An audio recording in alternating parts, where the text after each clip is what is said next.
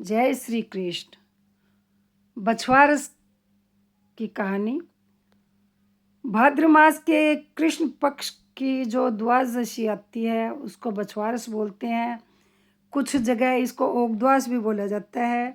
इसमें पटड़ा बनाया जाता है और पटड़े की पूजा करते हैं। जिसके यहाँ तालाब हो वो तालाब पे भी जाके पूजा करते हैं। एक राजा था, उसके 7 बेटे थे, एक पोता था। राजा ने नगरी की सेवा के लिए तालाब बनवाया, लेकिन 12 साल हो गए वो तालाब पानी से नहीं भर रहा। एक दिन उसने पंडितों को बुला के पूछा, भाई क्या बात है, मैंने तालाब तो बनवा दिया लेकिन ये तो पानी से भर ही नहीं रहा। तो पंडितों ने देख के पंचांग कहा कि भाई बड़े बेटे की आप पोते की बलि दोगे तो तालाब भरेगा।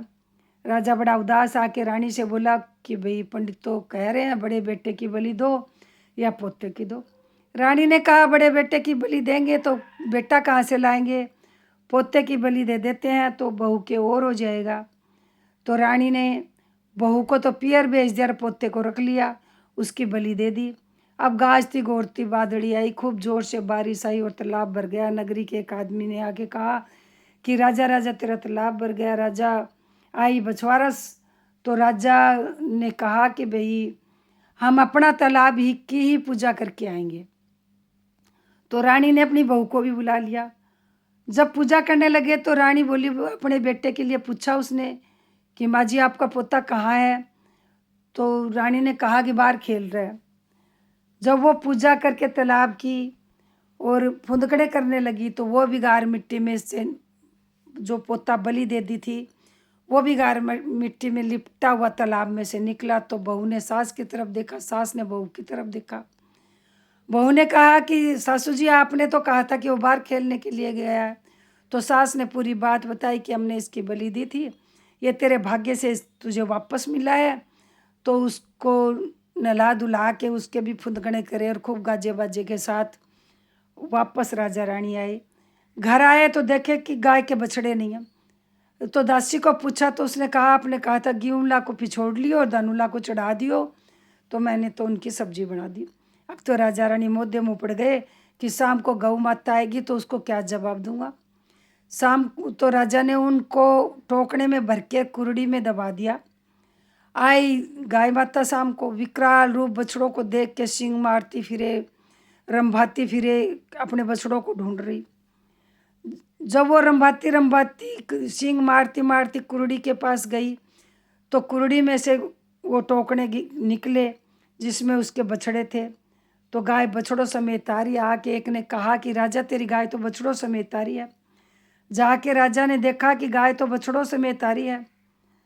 तो राजा ने बहुत धूमधाम से गाय को बुलाया और ऊपर चढ़ के हिला फिरा दिया कि जो भी कोई ओगद्वास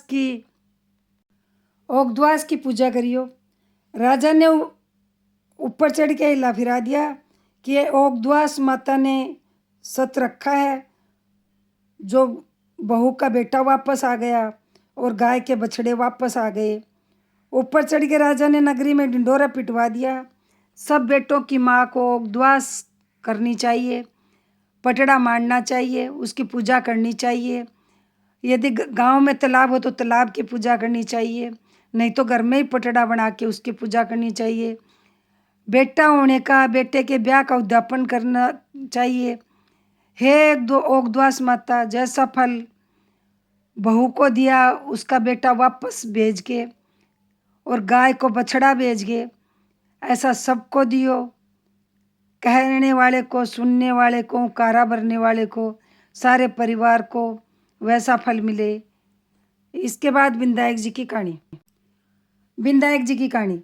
विष्णु भगवान लक्ष्मी जी से विवाह करने के लिए जा रहे थे। उन्होंने सारी सभा इकट्ठी करी और सारे देवताओं को बुलाया। तो देवता लोग बोले हम तो चल पड़ेंगे लेकिन गणेश जी के साथ नहीं ले जाएंगे, क्योंकि इसे तो 1 मन मूंग, 1.25 मन चावल, खूब सारा घी नाश्ता करने के लिए चाहिए। खाने के लिए फिर बुलाओ, इसके तो सूंड भी है और लंबे लंबे कान, ऊंचा माथा, इनको साथ ले जाकर क्या करेंगे। इसको देखकर कुंडनपुर की नारियां शर्माएंगी। इसको तो घर ही रखवाली करने के लिए छोड़ जाओ। सब भगवान की बारात में चले गए। इतने में नारद जी आए। गणेश जी से बोले तुम्हारा तो बहुत अपमान किया, क्योंकि तुम्हें घर की रखवाली के लिए छोड़ गई। गणेश जी से बोले, गणेश जी बोले अब क्या करें? तो नारद जी बोले धरती थोती कर दो, इससे भगवान के रथ का पहिया धरती में धंस जाएगा। हाँ, सब निकालने के लिए कोशिश की परंतु पहिया नहीं निकला। इसमें से कोई बढ़ई, उनमें से कोई बढ़ई को बुला कर लाया। बढ़ई ने हाथ लगाते ही कहा, जय बाबा विनायक जी, जय गणेश जी की। कोई बोला तूने विनायक जी को क्यों याद किया? तब वह बोला विनायक जी को याद किए बिना कोई भी कार्य नहीं होता। तब कोई बोला कि हम तो विनायक जी को घर ही छोड़ आए। बाद में सब विनायक जी को बुलाने गए, तब वह बोले मैं तो नहीं चलूँगा। पहले तो गणेश जी को रिद्धि सिद्धि के साथ शादी करी, बाद में विष्णु जी ने लक्ष्मी जी से विवाह किया, घर आ गए। हे विनायक जी महाराज, जैसे भगवान के कार्य सिद्ध करे वैसे कहते सुनते हुकारा बरते, सबके कार्य सिद्ध करे। जय गणेश जी महाराज की। यदि मेरा ये वीडियो आपको अच्छा लगा हो तो मेरे चैनल को सब्सक्राइब नहीं कर रखा हो तो सब्सक्राइब करें, लाइक करें, शेयर करें, बेल आइकन प्रेस करें। जय श्री कृष्ण, जय श्री श्याम, राधे राधे।